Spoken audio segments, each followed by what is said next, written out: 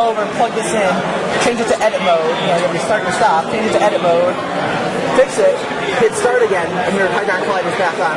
My name is Zach Robinson. I go to the University of Advancing Technology in Tempe in Arizona.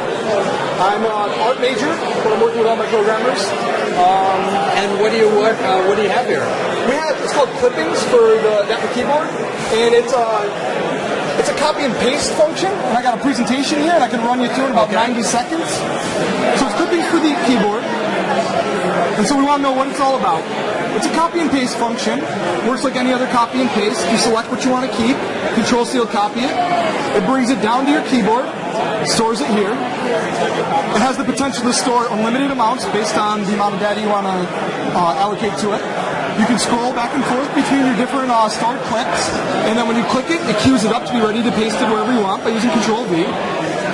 Like, okay, so copy and paste, anybody can do that. Why do you need it? We want to streamline your tedious tasks. We want to increase your productivity.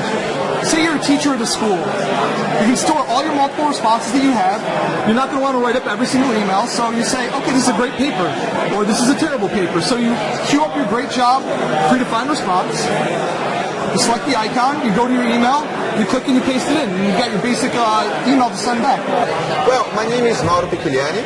I'm from Brazil, and I'm presenting a demo called Touch Edit, which is a touch interface to help video and audio edit. Here we have the adaptive keyboard and an editing application, such as Sony Vegas or Adobe Premiere. Yeah. Usually, this interface works with tracks. Here we can see on the monitor 4 tracks, 4 video tracks. And here on the keyboard, we can see 1 audio track. So, in this way, the editor can work simultaneously with video and audio. Here you can click on the cursor. You can navigate through it with the infinite dial jog. You can also have buttons to move. You can scroll the area. You can, for instance, select 2 points and make a selection of them. Okay. 1. Crystal keyboard is jogging name, which is crystal ball. So it's a crystal ball. It's a crystal ball. Yes, crystal ball. And what are we looking at in this crystal ball? This keyboard is crystal ball. User can see past operation history. This is operation history. Right side is new operation history. Left side older history. And those are thumbnails of the web pages that you've visited? They're thumbnails of the web pages you've looked at? Yes.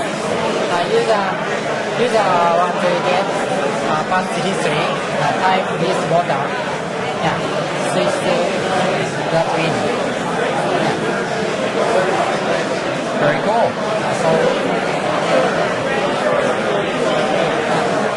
Each application has operation timeline. One is file history. Firebox is browser history. Interesting. So the icon on the right has a history on the left. Very interesting. Another mode is memory map mode. To type control key and switch to memory resource view. The application is many memory. So this application icon display bigger. So the size of the icon represents the amount of memory that it's using. Visual Studio is heavy. Task Manager is not heavy. Very interesting. And Skype is sucking up some memory there. Yes. Nice. Hi, I'm Erin Brady. I'm a student at the University of Rochester. I'm a first-year grad student. So the project that we worked on was replicating the menu bar functionality from any application, in our example specifically Internet Explorer, to have it down on the touchscreen of the keyboard. If you look right now, you'll have all these tabs at the top, your file menu here, and some of the navigation stuff at the bottom. Now, unfortunately, we don't have the internet connected right now, but clicking on these buttons will go through and switch what tab you're focused on. You can add a new tab, which you'll see what comes up there, and then you can also take it away, all from the keyboard. Another problem that we had is you have to have your keyboard keyboard application in focus on the computer at all times. So I'm Christopher Ham, and I'm part of the Elements team from Team UQ. And the rest of our team are Patrick Marnie, Justin Rahajo, and Edward Hall. Great. And what are we looking at here? Basically, we've identified one of the main problems for multimedia development is when you have too many elements on the screen and it can get very clustered. So we've broken up our solution into 3 main flavors, and we've basically targeted that with locating your element, manipulating your element, and then collaborating your project. So, we'll show you how it works. All right. So, I've got my project set up. I've got some files, I've got some elements around the place. I like how it's looking, but I wanted to add some more to it. So on the keyboard, I can go, I do a gesture to slide down and say, I want to search for something. And say something pretty, like some abstract stuff. This can search my desktop, the internet. In the future, this could even do sort of video searching, audio searching, whatever. You scroll through, look for what I want, and go, alright, yep, it looks good. And you can go to the website that's wrong, you can save it to your hard drive. Or if you just want to extract your document, you can slide it up. And that will appear there in your document to move around. Now, if you have a look at the tree on the side, this group has several shapes underneath it. I think that's these 2. On the keyboard, to make the process easier, when everything gets clustered, I want to go in. Don't like the color of that. I don't like the color of the square. I want to change the size of it. Rather than having to go and find it manually, clicking on it, making it a bit tricky to get to what I want, I can hold that down, and that'll explode into all the shapes that make that group. I'm Laura Parkinson. And I'm Walter Lara. We're from the Brown University CS department. Explain. So we developed a method for inputting music, and our goal is to make it really intuitive and easy for someone to write a score out. Okay, so we can go ahead and select a note here, and it's going to draw on the screen, and I can change certain attributes about this note, such as the length. I can make it shorter or longer. I can add a dot onto it to increase its length. I can add dynamics to show you how loud or how soft to play the note. And when I'm done with that, I can go ahead and I can press the space bar to go on to the next note. I'm Anna Wilson from the University of Rochester. So we made a game called Black Hole, as many people probably heard that game. We felt that it was a really good fit for the keyboard. So the way the game works is there's a roll that hops around the keys, and you have to try to repeat it as many times as you can before time runs out. And basically try to get as high a score as you can. Hi, I'm Alex Carl. I'm Rob Zabo. We're from Virginia Commonwealth University. There's a lot of social games on the rise lately, and they don't really have anything to really work with other than just a keyboard and mouse.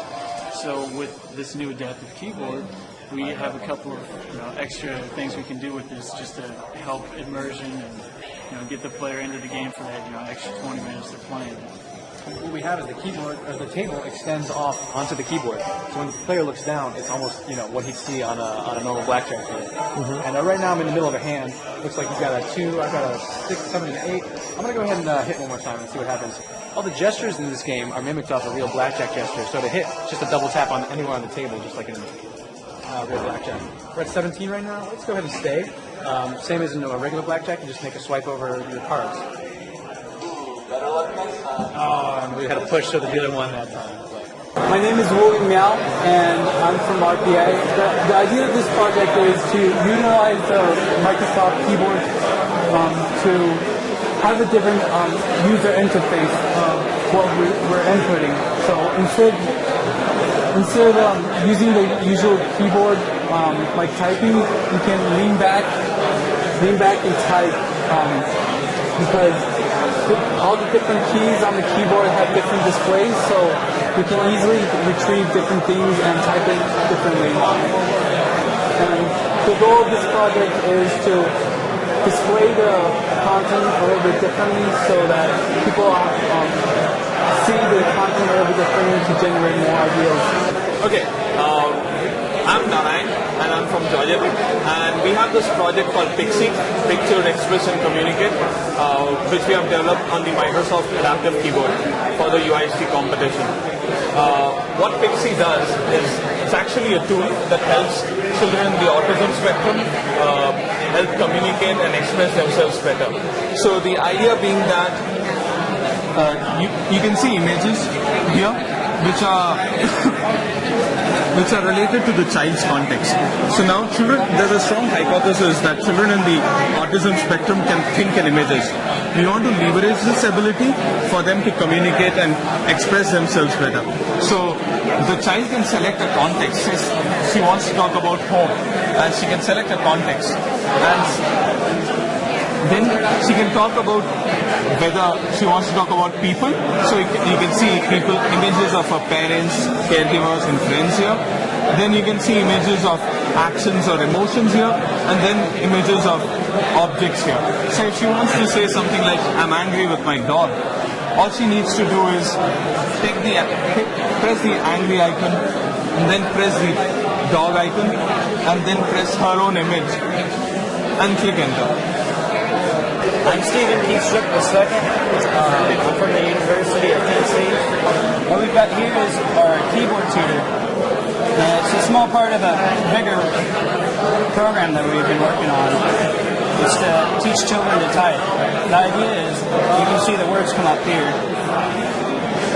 And they'll move down to where their letter position is on the keyboard. And the idea is that the children will push the key at the exact moment that the keys hit. It's kind of a game. This is not how they begin out typing. They wouldn't know where to put it. So you have to go through the usual, push the A button 200 times, B, so you keep going. This could be a quiz or a test or maybe a fun part that they look forward to.